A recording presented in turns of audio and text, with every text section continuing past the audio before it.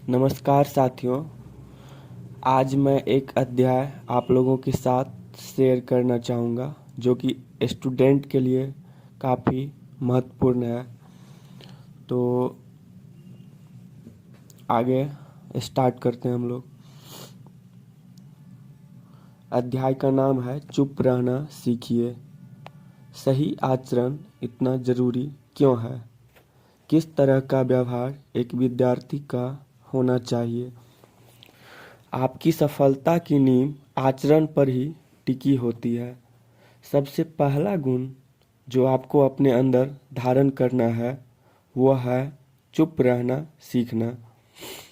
जितना चुप रहोगे उतनी ऊर्जा बचेगी, उतना ही दिमाग में अन्य बातों के लिए स्थान बनेगा। चुप रहने से दिमाग की प्रक्रिया तेज हो जाती है। हर समय बोलते रहने से दिमाग की सोचने और समझने की शक्ति कम होने लगती है। अपना दोस्तों का दायरा कम करो, ज़्यादा रिश्तेदारों से मत मिलो, बहुत ज़्यादा सामाजिक कार्यक्रम जैसे शादी, जन्मदिन आदि में मत सम्मिलित हो। इससे आपका समय भी बचेगा और ऊर्जा भी। एक सूत्र आपको देता हूँ। एक बार मैंने एक विद्यार्थी से पूछा, कितने साल से तैयारी कर रहे हो? उसने जवाब दिया कि 5 साल से। उसने मुझसे निवेदन किया कि मैं उसे कोई युक्ति बताऊं जिससे वह जीवन में कुछ पा सके। मैंने पूछा कि कल तुम क्लास के पहले 1 घंटे तक फोन पर बातचीत किसके साथ कर रहे थे? उसने बताया कि वह अपने एक पुराने स्कूल के दोस्त से बात कर रहा था। इसी तरह वो बहुत सारे दोस्तों से बात करता है। मैंने अक्सर उसे फ़ोन पर समय नष्ट करते हुए देखा है। मैंने उसे यह सूत्र दिया कि मिनट बचाओगे तो घंटे बचेंगे, घंटे बचाओगे तो दिन बचेंगे, दिन बचाओगे तो महीने बचेंगे और महीने बचाओगे तो साल बचेंगे। अगर साल बचाने हैं तो मिनटों की इज्जत करना सीखो। अपने समय के मूल्य को पहचानो। जब भी आप व्यर्थ के कामों में अपना समय नष्ट करो तो यह सूत्र हमेशा याद रखना। अगर आप बहुत ज़्यादा लोगों से नहीं मिलोगे या बहुत ज़्यादा लोगों से बात नहीं करोगे तो इसके बहुत फायदे हैं। आप स्वयं की बेवजह दूसरों से तुलना नहीं करोगे। प्रत्येक व्यक्ति का जीवन भिन्न है। आज के समय में हर कोई अपने दुख से कम और दूसरों के सुख से ज़्यादा दुखी है। हर व्यक्ति ईर्ष्या का शिकार है। पड़ोसी को ज़्यादा क्यों मिल गया इसकी चिंता ज़्यादा है। अगर आप अपनी तुलना दूसरों से करते रहोगे तो मन शांत कैसे रहेगा? जब भी पढ़ने बैठोगे तब यही सब विचार आपको सताते रहेंगे कि वह आपसे आगे कैसे निकल गया। कई बार आप दूसरों के सामने अपना ज्ञान दिखाना चाहोगे जो आपने पढ़ा है या फिर अपना कोई भी टैलेंट। हम अपनी 90% एनर्जी दूसरे लोगों के सामने अपनी एक ऐसी छवि दिखाने में खर्च कर देते हैं जो हम असल में हैं ही नहीं, सिर्फ एक क्षणिक अहमियत पाने के लिए। अगर उसी ऊर्जा को हम अपने लक्ष्य तक पहुंचने में खर्च करें तो निश्चित ही सफलता पा सकते हैं। हर व्यक्ति के पास सीमित ऊर्जा होती है।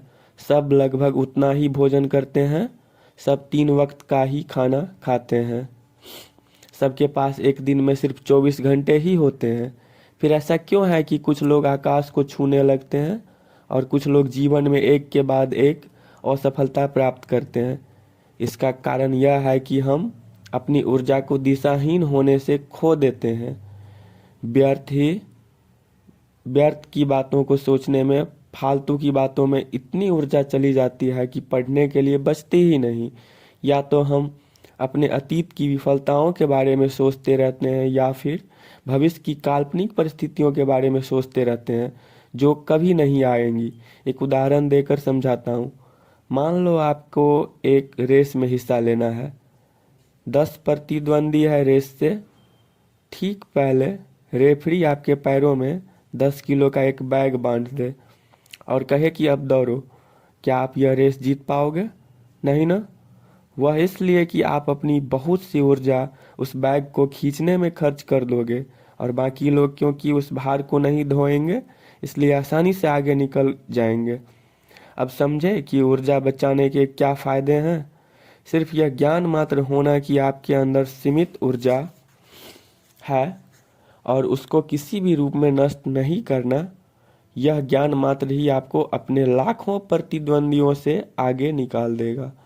अगर अपने से कमज़ोर लोगों के साथ बैठोगे तो ऐसा लगेगा कि आपने पता नहीं क्या अचीव कर लिया है। एक झूठा अहंकार आ जाएगा बिना जीवन में सफल हुए।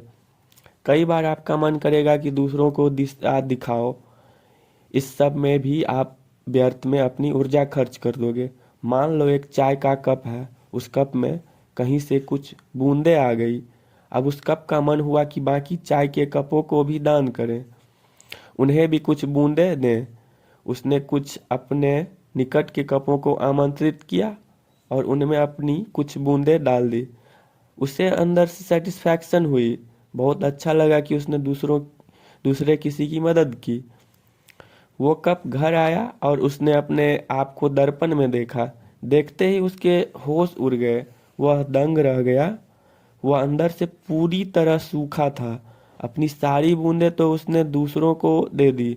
दरअसल आप उसी कप ही दरअसल आप उसी कप की तरह हैं, दूसरों को ज्ञान बांटते घूम रहे हैं। खुद बहुत जल्दी सूख जाओगे, निष्क्रिय महसूस करोगे, अंदर से खालीपन महसूस करोगे।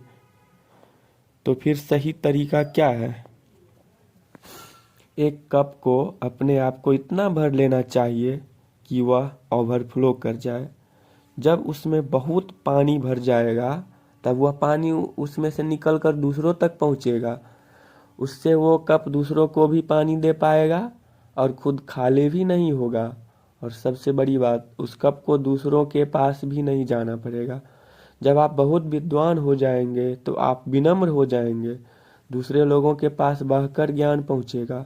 आपको किसी के पास नहीं जाना पड़ेगा, कोई दिखावा नहीं करना पड़ेगा। आपके व्यक्तित्व में उस ज्ञान की आभा अलग ही दिखेगी। क्या किसी प्रकाश पुंज का प्रकाश फैलने से कोई रोक पाया है? प्रकाश पुंज बनिए, कुछ बूंदों वाले कप नहीं।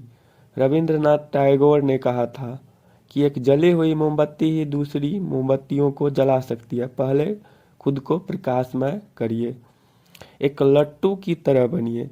गांव में अक्सर बच्चे लट्टू चलाते हैं। कभी यह नोटिस करिए कि जब लट्टू अपनी सबसे ज्यादा गति पर होता है तो ऐसा लगता है कि जैसे एकदम रुका हुआ है।